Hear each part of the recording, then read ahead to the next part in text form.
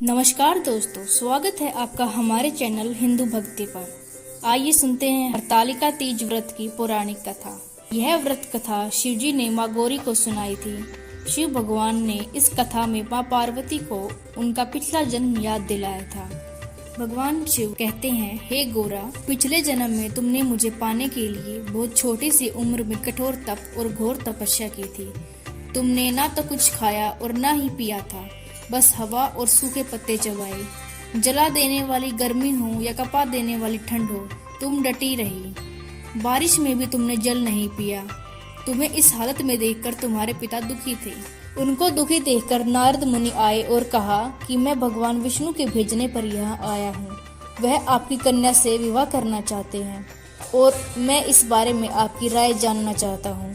नारद जी की बात सुनकर आपके पिता बोले, अगर भगवान विष्णु यह चाहते हैं तो उन्हें कोई आपत्ति नहीं है, परंतु जब तुम्हें इस विवाह के बारे में पता चला तो तुम दुखी हो गई। तुम्हारी एक सहेली ने तुम्हारे दुख का कारण पूछा तो तुमने कहा कि मैंने सच्चे मन से भगवान शिव का वरण किया है, किंतु मेरे पिता ने मेरा विवाह विष्णु जी के साथ तय कर दिया है। मैं विचित्र धर्म संकट में हूँ। अब मेरे पास प्राण त्याग देने के अलावा और कोई उपाय नहीं बचा। तुम्हारी सखी बहुत ही समझदार थी। उसने कहा, प्राण छोड़ने का यह कारण ही क्या है? संकट के समय धैर्य से काम लेना चाहिए। भारतीय नारी के जीवन की यही सार्थकता है कि जिसे मन से पति रूप में एक बार वर्ण कर लिया, जीवन भर उसी से निर्वाह करें। मैं तुम्हें घनघोर वन में ले चलती हूँ, जो साधना स्थल भी है, और वहाँ तुम्हारे पिता तुम्हें ढूंढ भी नहीं पाएंगे। मुझे पूर्ण विश्वास है कि ईश्वर अवश्य ही तुम्हारी सहायता करेंगे। तुमने ऐसा ही किया। तुम्हारे पिता तुम्हें घर में न पाकर बड़े चिंतित हुए और दुखी हुए। इधर तुम्हारी खोज होती रही, उधर तुम अपनी सहेली के साथ नदी के तट पर एक गुफा में मेरी आराधना में लीन रहने लगी। तुमने रेत के शिवलिंग का निर्माण किया।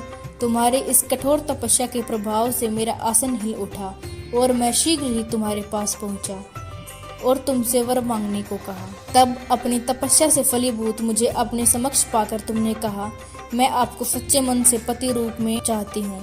यदि आप सचमुच मेरी तपस्या से प्रसन्न होकर यहाँ पधारे हैं तो मुझे अपनी अर्धांगिनी के रूप में स्वीकार कर लीजिए। तब तथास्तु कहकर मैं कैलाश पर्वत लौट आया। उसी समय गिरिराज अपने बंधु बांधवों के साथ तुम्हें खोजते हुए वहाँ पहुँचे।